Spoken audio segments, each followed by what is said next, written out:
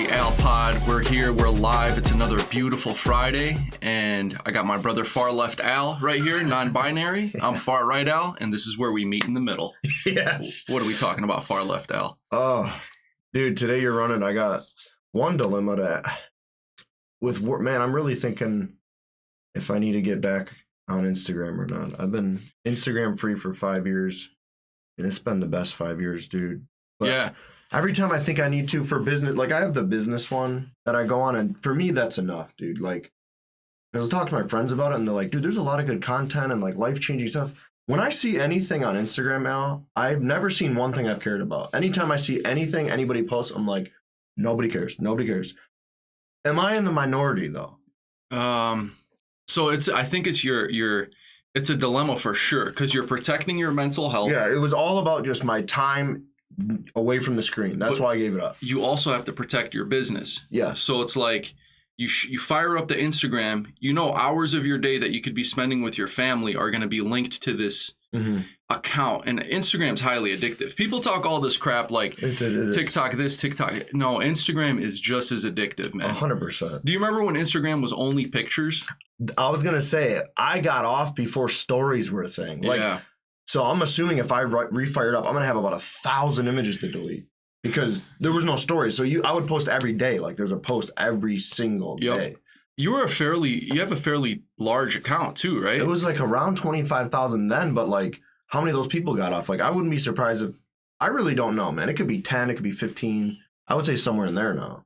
I would fire it up just for your storefront, because you have a brick and mortar location and all these idiots are staring at their phones. I know. You guys aren't idiots. You're valued customers, but they're staring at their phone, walking down and not paying attention to the world around them, right? But like, are they looking at anything then they go, oh, that's cool. Like to me, it's just like, it's all about affirmation. Like I'll see parents like where they look like a great parent and they're like in the backyard with their kid in the leaves alone. And then I realize like, they set a camera up to capture that moment to put online so you think they're like a good parent. It's kind of crazy to me. That is crazy. Like everything, like get an ice cream with my kid, man. Like they call it an attention economy. It's attention, it's validation. And they pay you for taking the attention away from these people's real life so they could stare at this black mirror. It's literally a black mirror. Who's paying you? Instagram, TikTok. If you get enough followers, you're getting paid. I don't think Instagram pays, dude. Is it? They don't pay based on like if you have millions of views. So I don't think Instagram pays. Dude. No, you got to promote a product. Yeah, like that's why you're selling teas and face scrubs and like I don't think Instagram pays, man. Or else I'll be on that bad boy. Let's find out. For having views or whatever.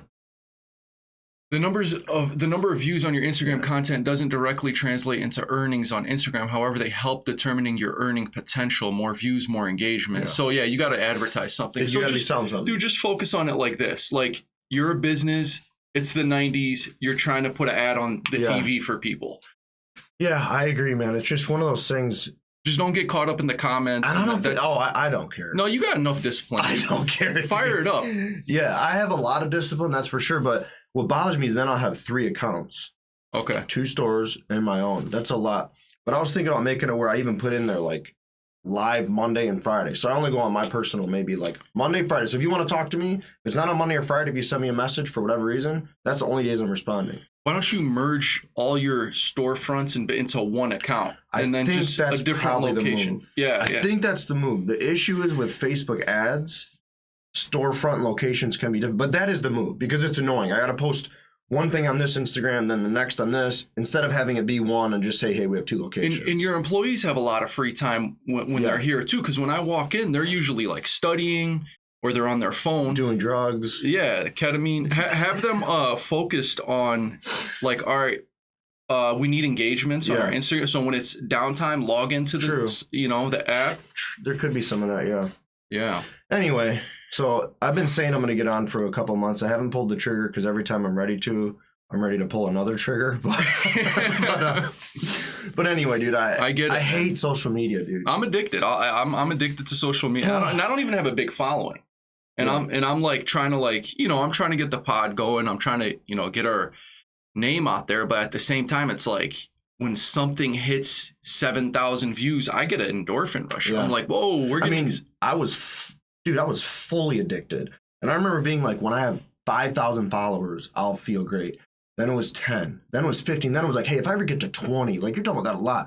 Then it was 25. And then I realized like, man, there is no number that will make me feel like satisfied. And my life's really not that changing. Well, people would message me like, I know you're really busy. I'm sure. It's like, dude, I'm not really that busy. Hey, was it your modeling thing that you're that was probably because all your agents would be like, it just turned into like, you need a lot of followers and then you get more jobs because people will ask about you.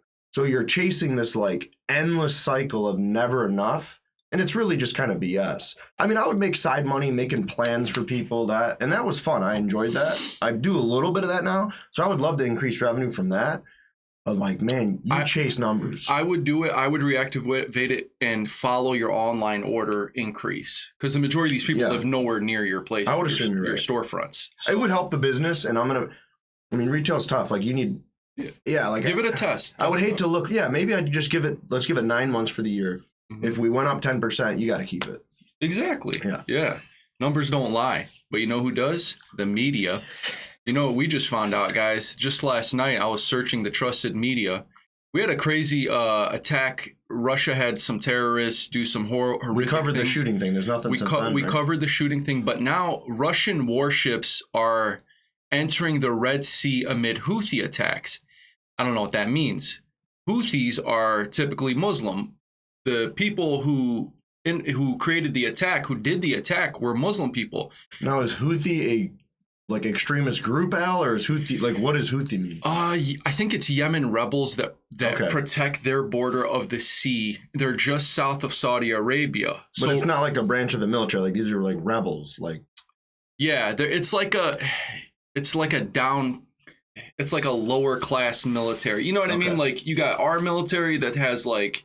But it's not just extreme crazy. Like it's not like an ISIS group there or like a Tifa group. I don't think so. Okay. I don't think, but they do support like Hezbollah. They do support like other Muslim branches of military that America considers terrorists. They consider military sections. So Russia is in the red. They're going into the Red Sea. What this means, nobody really knows. Are they trying to intimidate the Houthis? I don't think so. I think they're trying to show a presence in the Red Sea to intimidate Israel. Is Russia close to Israel, dude? No, because we are funding. America is funding Israel. No, I mean like geographically. No. Okay, so where's the Red Sea? Dude, I pulled up a map of the Red Sea. Do you know how far Russia is from the Red Sea? Yeah, for them to be there, they're really going out of their way. But that's what I'm saying. So they sent ships that far away with no problems? These are massive warships too, man. So if you click maps, let's look at where the Red Sea is. So we got the Red Sea right here, right? Where's Israel? There's Egypt. It's got to be by that. Israel's right here. Okay. I mean, bro, from Israel to Yemen, you're talking New York to LA almost. A couple 100 miles. Like that. That's. I think it's more than that. That's really. So let's zoom out. Look where Russia is. Where is it? Bro, Russia's up here. And you're telling me their warships are right here? You have to go around the whole world, dude. They've been planning that for quite some time because it's gonna take a little while to get there, man. You gotta really pass up a lot of other military, because America, if they're taking this route, which I don't know if this is the route. Yeah, that's got to be the law. You'll run out of gas, dude. Yeah, like so Taiwan. You know how there's this whole China-Taiwan thing? Yeah. America's got its battleships surrounding Taiwan. Yeah. That's why China's always like, we're going to take over Taiwan one day. Not when those massive nuclear ships are You know what's crazy, which Big Dog Flatter Steve sent me, is if you know what would be the quickest route for Russia to get there is, I want to say to go across Antarctica. The top, like the North Pole. Nobody clears that ever. Like he was showing me the routes that all these places take for war. Yeah. And they all go around the world instead of like going on the top of it. Oh, I know. Are you talking about the flat Earth map? Kind of, but in general, just everyone respects. No one goes to Antarctica, dude. Yeah, you get stopped if you go there. It's got to be some sort of government. Like everyone agrees to it. All these world leaders. It's very odd. Well, you know what flat earthers think? They think, obviously the Earth is flat and then there's an ice wall encaving us all in. But then they think there's rivers and straits that you can leave the ice wall and there's these pristine islands that regular people have no access to. I would not be that, surprised, dude. that I don't other believe people much. have access to that. I don't believe help them anything they want you to think. Yeah, man. And we also have, so it's Holy Week. If you're Christian, it's an important week for you. Easter's coming up this Sunday. And there's also a solar eclipse right after Easter. Is it on Easter or after Easter? What the world does the solar eclipse? I don't like people who care about this stuff. So the eclipse, it's tied into biblical findings where it's a signal for war. It's a signal for a financial change, a power solar shift. eclipse is a signal of war. Multiple civilizations in the past, when they see a solar eclipse, it's like a change. Something's going to happen, either with the weather, a mass event, either financially a mass event, or some type of power shift. When was the last one? 2017. And when you look at it, when you look at the path of the last solar panel, it's X on the spot on America. So geologists are saying, or weather analysts are saying, eclipses have some type of effect on the weather's gravitational pull. Okay. They're saying the sun lining up with the moon, because the moon affects the tides of the waves. Yeah. And when the sun is aligned with the moon, I guess there's a bigger, more magnified wave. But this is the path of totality. This is the longest it's at wherever we're going to be in the darkness for. Not us, but the sun blocking the moon. Apparently it's like 5 to 7 minutes, which is like a record. So people are kind of freaking out about the eclipse. And this was the last one in 2017. And nothing happened in 2017, dude. I examined the weather. There's this guy I follow on TikTok, and he's examining the weather. There's going to be a string of tornadoes and chaotic weather literally following this line right here. And I asked him, I said, isn't that the path of totality? He said, yeah, it is. And I'm like, okay, is there no correlation between what's the path of totality? Where the moon completely covers the sun. Okay. Crazy, right? Isn't that weird?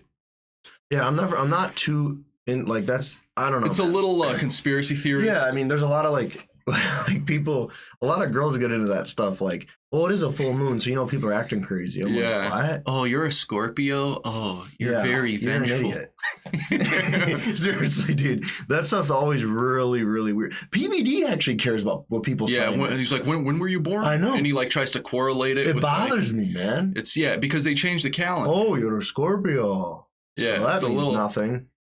PBD he was a atheist at one point too. Same here, dude. Yeah. He's got a cool story. You look him up back in the day when he was jacked, like he was probably a menace, dude. Yeah. When he was like 19, like jacked, dude. Looked like a grown man. Like, you know what I mean? Yeah.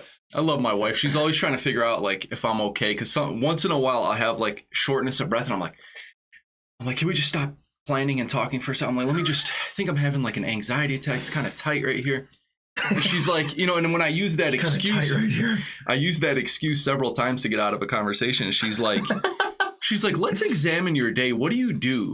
I was like, I wake up, I get ready for work, I have my coffee. She's like, okay, do you listen to music or you like podcasts, right? I'm like, yeah, that's all I listen to is podcasts. That's how I get my information.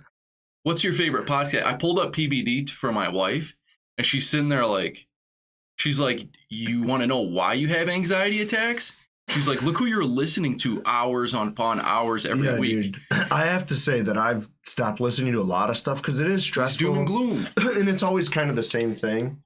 It is. So, like, I like when people talk. I like when people have debates. Like, when you had Como on and Candace Owens, whatever. Like, I love people that are willing to have civil conversation with people that they disagree with. Yeah. But a lot of it is doom and gloom, dude. And the world's ending, the democracy's ending, and I'm like, whoa. You know what's weird about PBD? That's all they talk about is doom and gloom. And then his next advertisement, his next business is gold. The future looks bright. Oh yeah, yeah. The future looks right. bright, but you're scaring the hell out of people every day. True, bro. true. Like have some Nasha, Makin Surath Mindoch. Like he's a Syrian,